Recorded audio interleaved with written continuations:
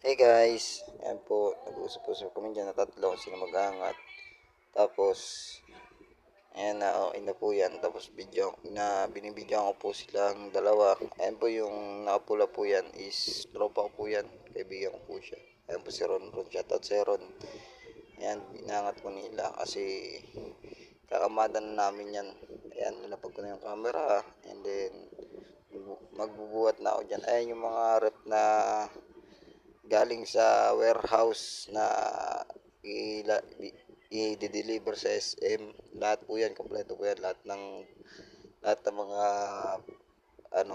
mga pangalan ng mga ref, kahit Samsung, Panasonic, diyan po nanggagaling. Yan, kinakamada po namin yan doon sa dulo. Masyado po siyang mabigat kasi gawa ng dalawa yan. Pero pag sanay ka na, parang naglalaro na lang kayo. Parang basic lang eh. Pero kung mga baguhan lang yan, nahihirapan ka dyan. Ayan po yung trabaho ko dati. Sa ngayon, ito, tamang na lang, edit na lang, yan.